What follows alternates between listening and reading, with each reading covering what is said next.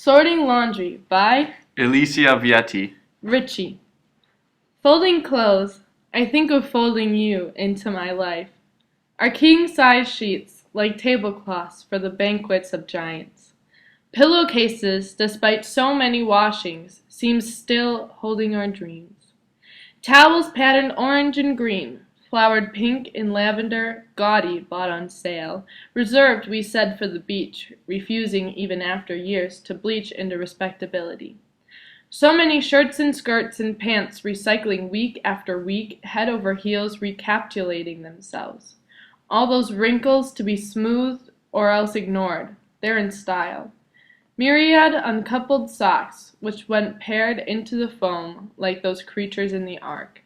And what shrunk is tough to discard even for goodwill. In pockets, surprises, forgotten matches, lost screws clinking on enamel. Paper clips, whatever they held, between shiny jaws, now dissolved or clogging the drain. Well-washed dollars, legal tender for all debts public and private, intact despite agitation.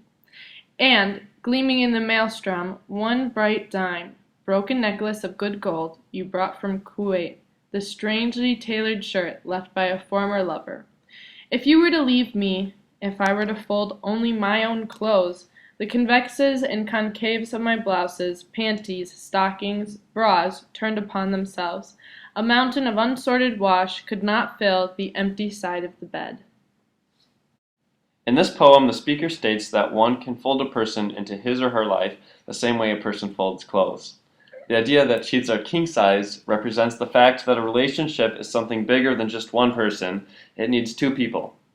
The speaker then goes on to say how even after so many recycled pants, her relationship has been long and happy by saying, quote, head over heels, unquote, a phrase usually associated with falling in love. However, the idea of struggles in the relationship arise with the word wrinkles. The image of the paired socks becoming unpaired in the wash and the image of shrunken clothes both contribute to a sense of the relationship falling apart, as opposed to the beginning with the, quote, dream-holding, unquote, pillowcase. The mood then becomes a bit more agitated. The speed quickens and the phrases become shorter. The speaker uses materials to evaluate the state of the relationship. With words like forgotten, lost, and tender, it is clear that the speaker now shows the worry in the relationship. The last section of the poem serves as an emotional climax. The speaker reveals her lack of trust in her partner, and a tone of desperation is left with the speaker, creating the emotionally charged ending. Relationships are unpredictable. Here we have a relationship that most likely started out calm and easy, such as when you first start folding laundry, but then wrinkles arise that create problems that require a certain delicacy to fix. This poem is largely lyric, since lyric poetry is a genre of poetry that expresses personal and emotional feelings and includes relationships. The tone in the first 3/4 of the poem is relaxed and happy. The relaxed and happy tone changes at the end, though. There is a discovery of a, quote, strangely tailored shirt left by a former lover, end quote. This prompts the speaker to think about past failed relationships. Then she begins to worry about her current relationship ending. The speaker talks about folding clothes of herself and her significant other. The laundry descriptions show how the woman is happy and comfortable in a relationship. The speaker compares the progression of her relationship to the act of folding laundry, a task that is never ending but necessary in life. It is somewhat ironic that all of the good memories of laundry and her lover turned into bad memories. Irony does not have an important role in this poem. Some examples of denotation are goodwill, which is used to suggest lack of wealth. Other words such as shirt, line 14, towels, line 10, tablecloths, line 5, and pillowcases, line 7, have one meaning as they are everyday objects. Wrinkles in line 19, maelstrom, line 37, and matches, line 29, are all examples of connotation. They all have double meanings. Wrinkles could mean a crease or some sort of agitation in the relationship. Maelstrom could mean a whirlpool or an upheaval of sorts. Matches could mean a pair of or a piece of wood to start a fire. The author uses linens and clothes in order for the speaker to convey her feelings about her relationship. In stanza 6, the woman explains how laundry continually piles up, quote, week after week, quote, in a never-ending cycle. In line 31, the woman brings up, quote, well-washed dollars, quote, comparing tattered money to her worn-out relationship in line 31. The woman recognizes that no matter how many fights are resolved in her relationship, like a dollar, sometimes the people involved become worn out and tired. After reading the entire poem and grasping its use of symbolism, it is apparent that the woman is disguising the repetitive problems that she faces in her relationship with the acts of doing laundry. The poem's use of symbolism allows the reader to better understand the deeper meaning that is hidden between its lines. The poem's abstract diction brings attention to the fact that the woman is having a difficult time figuring out whether or not her current relationship has a future. Although the woman is hopeful, at the same time she cannot help but wonder about the possibility of losing her husband. At the very end of the poem she says, quote, a mountain of unsorted wash could not fill the empty side of the bed, unquote, lines 46 through 48.